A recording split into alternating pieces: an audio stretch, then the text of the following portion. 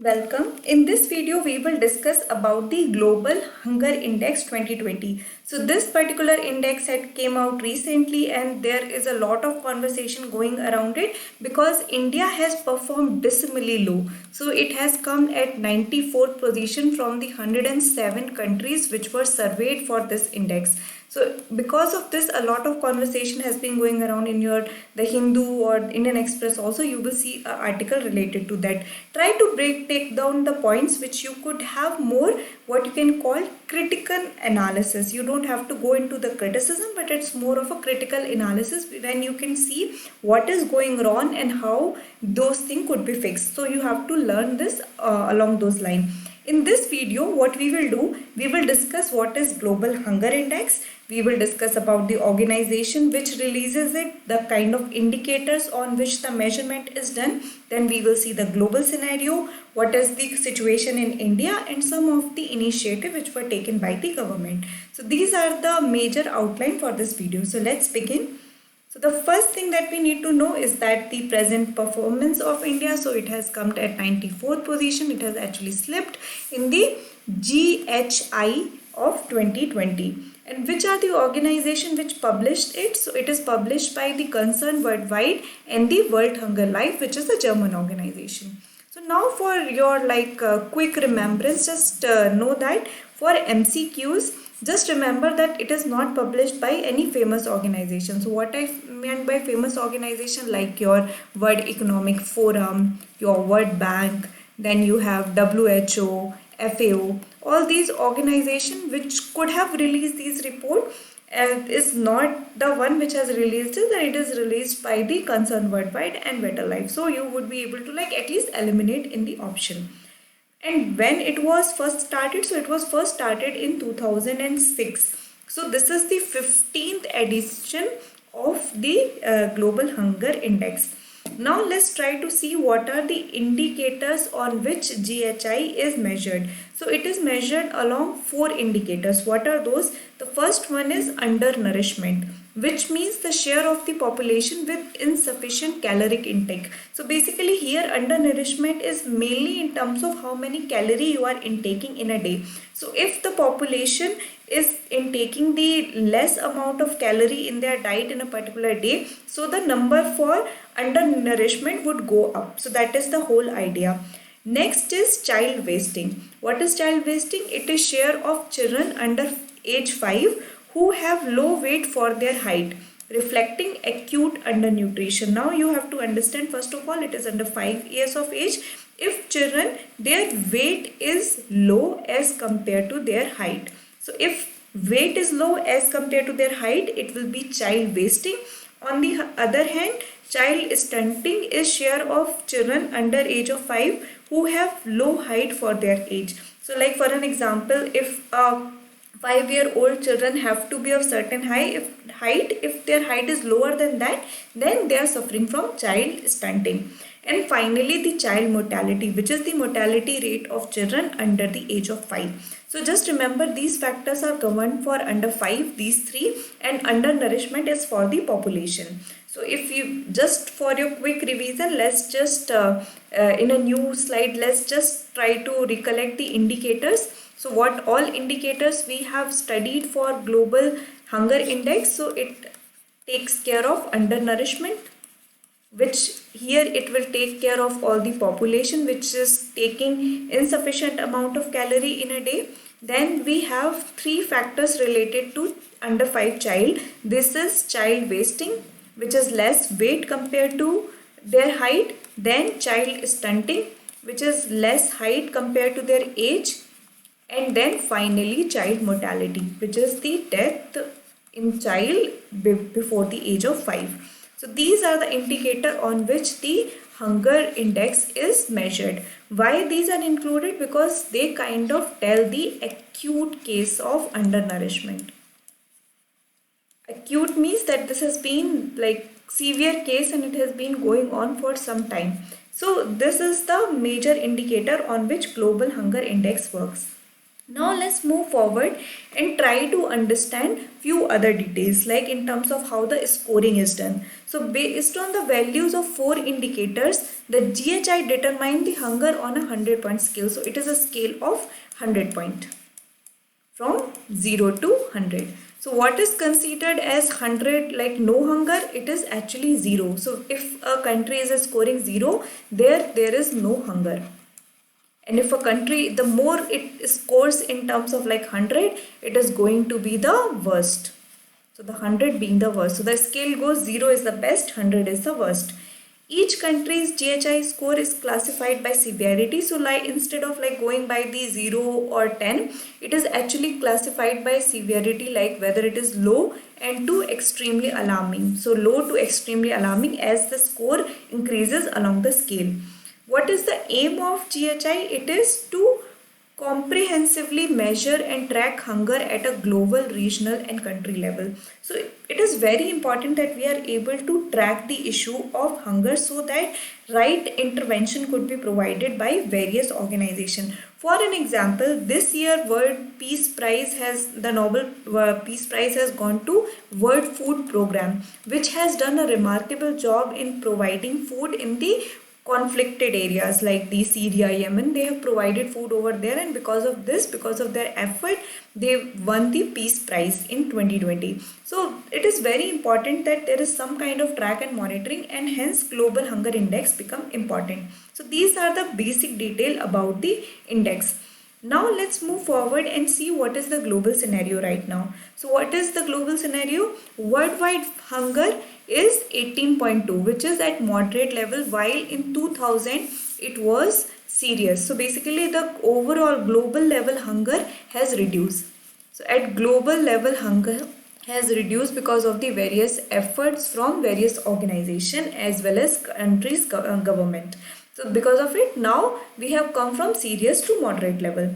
Now there are certain factors which could increase the cases of hunger. The most prominent one is going to be the COVID-19 pandemic. So this particular index does not take account of COVID, but there is a host probability. In fact, other reports by the World Bank has highlighted how the COVID-19 is going to increase the level of hunger and food shortage across the world.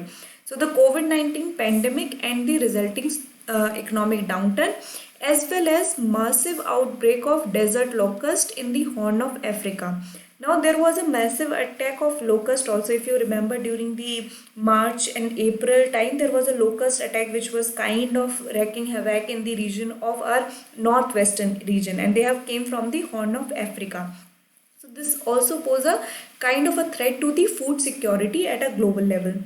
Apart from that, the above mentioned crisis came on the top of existing hunger caused by conflict, climate extremes and economic shock. So the COVID-19, locust attack, these are on top of what has already been happening, like the war conflicted areas. Then you have the climate change extremities, like the extreme event frequency has increased over a period of time, as well as the economic shock, like random unpredictable movement, downturn and upturn of economy. So these all things were already causing hunger issues, and on top of it COVID-19, as well as to an extent the locust attack in the Horn of Africa had kind of created more troublesome scenario.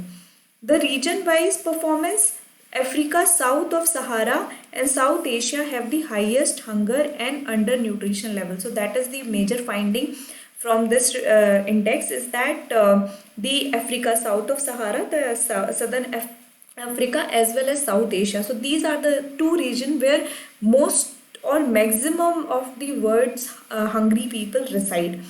Among the world region, with 2020 GHI score at 27.8 and 26 respectively for both concerned series. Basically, what is the level or the status associated with it? So they are both at serious hunger issues. So as well as South Asia as well as the southern part of Africa continent, both of these are in the serious category, while the world has moved to the moderate level. So that is kind of a regional discrepancy over here.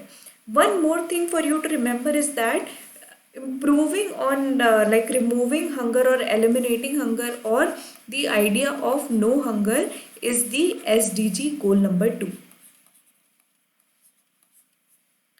The world is not on track to achieve the sustainable goal 2 by 2030. That is also one of the observation made by this particular index, that at present level the world is not ready that they will be able to get to the point where the SDG 2 could be realized in 2030.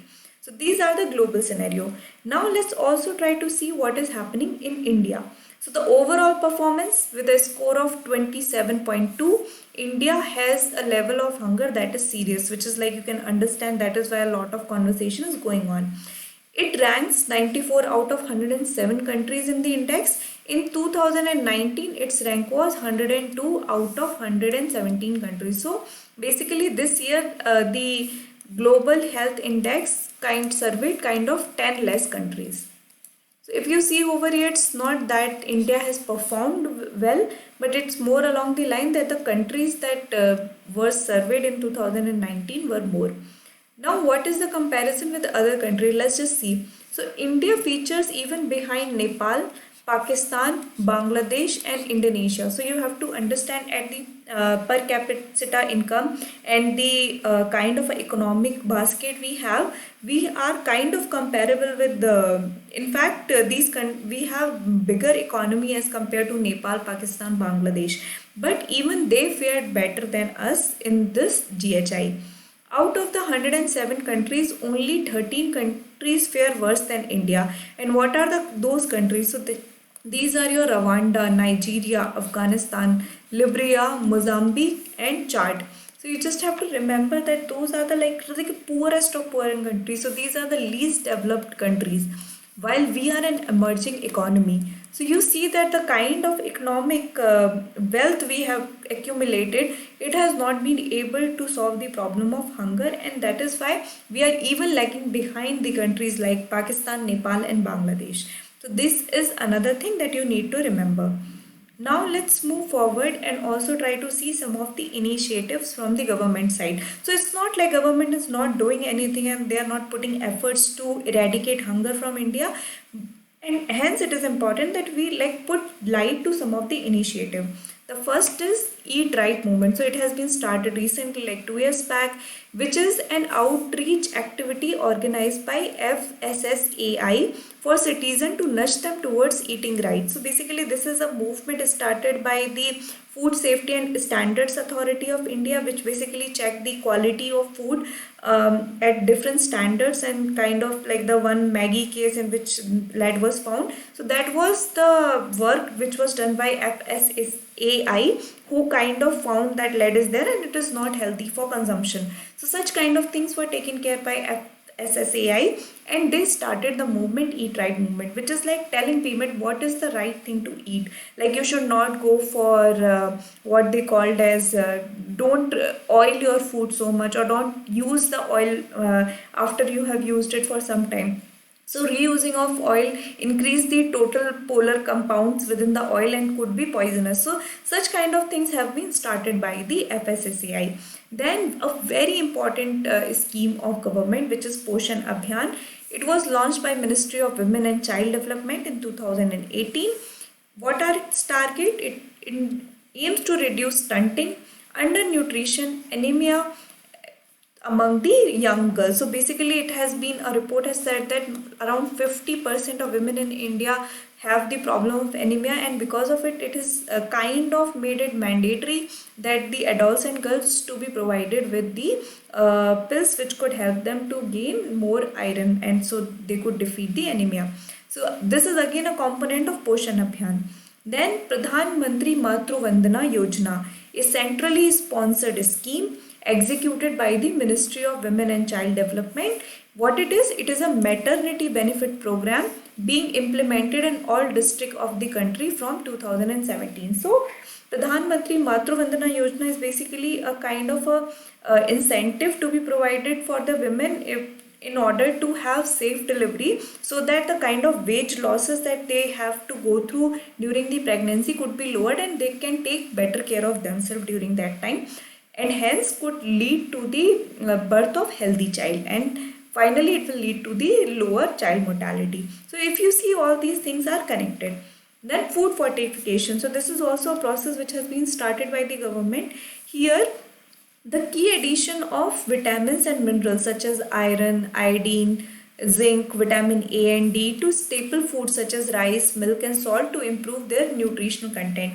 Just for information, food fortification is done at the processing stage and not at the time of crops growing. When the crops are growing and some kind of fortification is done, that is known as biofortification.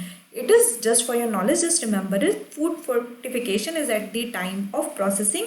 And what is done over there, vitamins and minerals are like provided or coated at during the time of processing, which increases the nutritional value. So this is one thing. There are certain other initiatives also. For an example, National Food Security Act of 2013, again a very important act to provide food security to everybody in a country.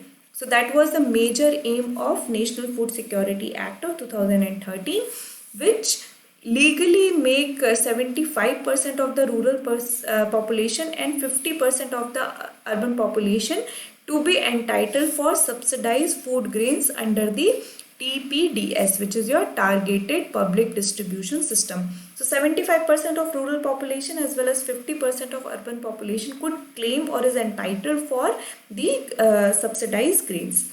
Then we also have Mission Indradhanush. It targets children under 2 years of age and pregnant women for immunization against 12 vaccine preventable diseases. So that is also one thing which will help us tackle the problem of child mortality, for an example. Then finally, again, one of the very important and flagship scheme of Ministry of Women and Child Development, it is the Integrated Child Development Services, which is launched way back in 1975 during the times of Indira Gandhi itself, and it has 6 services included in it, which is supplementary nutrition, preschool non-formal education. So before you enter the formal system of school, what kind of preschooling are done, that is also covered in the Integrated Child Development Services. Nutrition and health education, immunization, health checkup and referral services to children in the age group of 0 to 6 years, pregnant women and lactating mothers. So these are the target groups where ICDS works, which is the age group of 0 to 6, pregnant women and the lactating mothers. So I hope you have understood this video. This particular index is important from your mains as well as from your prelims point of view. You have to be more analytical in understanding the problem of hunger within India and what could be done and what already has been done. So you also have to saw the progress we made since the time we got independence. So you have to take all these things into consideration. If you have any doubt, feel free to drop a comment, and thank you.